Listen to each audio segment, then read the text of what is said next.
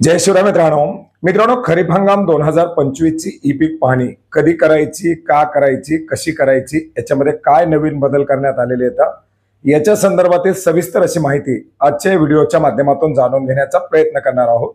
मित्रांनो, केंद्र शासनाच्या ॲग्रिस्टॅक अंतर्गत आता ई पीक पाहणी हा अतिशय महत्त्वाचा असा विषय झालेला आहे आणि येत्या खरीप हंगामापासून 2025 पासून सुरू असलेल्या DCS ॲप्लिकेशनच्या माध्यमातूनच ही ई पीक पाहणी केली जाणार आहे। पीक विमा असेल किंवा कुठल्याही प्रकारच्या शासकीय योजनांचा लाभ असेल, नुकसान भरपाई असतील किंवा इतरही काही महत्त्वाच्या बाबी असतील, पीक कर्ज असतील, या सर्व आता या ई पीक पाहणीच्या माध्यमातून लाभ दिले जाणार आहेत। कारण ई पीक पाहणी केल्यानंतर त्याचा डाटा ॲग्रिस्टॅकला येणार आणि तो डाटा फार्मर आयडीला जोडल्यानंतर तुमचा फार्मर आयडी ज्या ज्या ठिकाणी वापरला जातो त्या त्या ठिकाणी तो डाटा घेतला जाणार।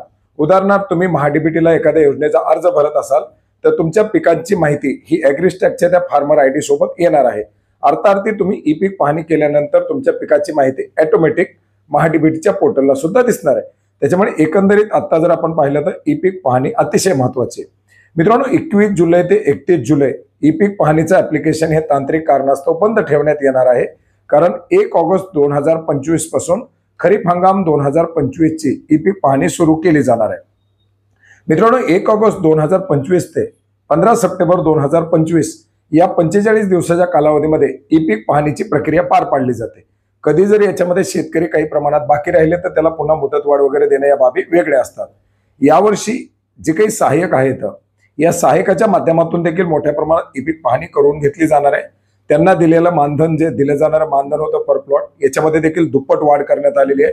त्याच्यामुळे 100% ई पीक पाहणीचं उद्दिष्ट ठेवण्यात आलेलं आहे। तर मित्रांनो, 1 ऑगस्ट 2025 पासून राज्यामध्ये ई पीक पाहणी करण्यासाठी सुरुवात केली जाणार आहे। सध्या पीक विमा भरणं असेल किंवा इतर काही कामं असतील ते सुरू राहतील आणि त्याच्यासाठी असलेला बॅकअपचा डाटा हा 1 ऑगस्ट नंतर या ठिकाणी सुरू होणार। ई पीक पाहणीच्या अंतर्गत खरीपाच्या अंतर्गत असलेली पिकं, ज्याच्यामध्ये निर्भेळ पीक असेल, मिश्र पीक असेल, याची ई पीक पाहणी करता येणार आहे। तुमच्या जर फळबागा असतील त्या फळबागांची जी काही लागवड केलेली असेल त्याची ई पीक पाहणी तुम्हाला हंगामामध्ये करता येणार आहे। तुमच्या विहिरीची, बोरची, तुमच्या बांधावरील झाडाची, ही तुमच्या कायम पडीच्या ज्या काही नोंदी असतील त्या सुद्धा तुम्हाला या ई पीक पाहणीच्या माध्यमातून करता येणार आहेत। त्याच्यानंतर त्या ई पीक पाहण्या आपण पूर्वी नवीन GR आलेला आहे त्यानुसार पाहिले की काही ऑटोमॅटिक अप्रूव्ह होणार आहेत, काही त्याच्यामध्ये रँडमली 10% या तलाट्यांच्या माध्यमातून तपासल्या जाणार आहेत आणि पुढे त्या देखील या ठिकाणी रेकॉर्डला येणार आहेत। आता ई पीक पाहणी का करायची?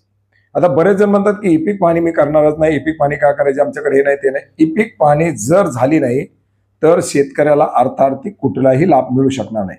उदाहरणार्थ, तुम्ही जर महाडीबीटीच्या पोर्टलला एखाद्या बाबीसाठी अर्ज केला आणि ती बाब जर त्या पिकाच्या रिलेटेड असेल, कांदा चाळ, जर कांद्याचं पीक असेल तर कांदा चाळ मिळते, पण जर कांदा पिकाची नोंदच आली नाही तर तुम्हाला अर्थार्थी अर्ज करून सुद्धा लाभ मिळणार नाही।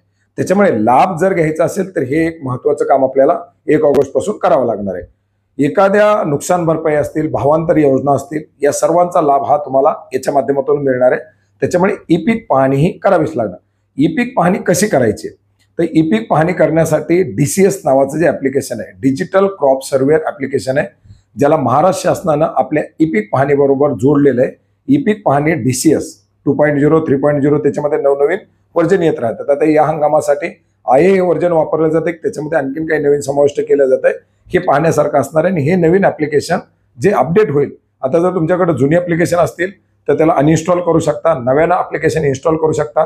जर प्ले स्टोअरवरती त्याला अपडेट दाखवत असेल तर अपडेट करून घ्या आणि याच ॲप्लिकेशनच्या माध्यमातून तुम्हाला 1 ऑगस्ट पासून ई पीक पाहणी करायची आहे।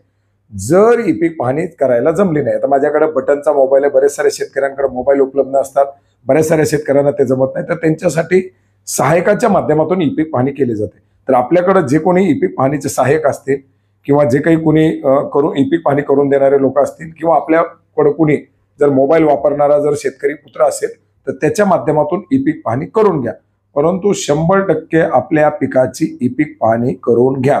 आता याच्यामध्ये रबीची ई पीक पाहणी वेगळी, खरीपाची ई पीक पाहणी वेगळी आणि उन्हाळी पिकाची ई पीक पाहणी वेगळी, कायम पडीची बांधावरील झाडाच्या नोंदीची ई पीक पाहणी वेगळी। ई पीक पाहणीचे वेगवेगळे प्रकार आहेत। सध्या जी ई पीक पाहणी कराल ती फक्त आणि फक्त खरीपाच्या पिकाची होणार आहे। तुमच्या जर काही फळबागा असतील त्याची करू शकता, बांधावरील झाड असतील तर त्याची सेपरेट करू शकता। तर अशा वेगवेगळ्या प्रकारातील या ई पीक पाहण्या त्याच्यानंतर 15 ऑक्टोबर नंतर पुढील रबीची ई पीक पाहणी सुरू होईल. त्याच्यानंतर जानेवारी महिन्यानंतर उन्हाळी पिकांची ई पीक पाहणी सुरू होईल. अशा वेगवेगळ्या ई पीक पाहणी असतात. तर खरीप हंगामाची जी ई पीक पाहणी आहे ती 1 ऑगस्ट पासून सुरू होणार आहे. उद्यापासून हे ऍप्लिकेशन 10 दिवसासाठी बंद असेल. कुणीही त्याच्यावरती सध्या ई पीक पाहणी करण्याचा प्रयत्न करू नका.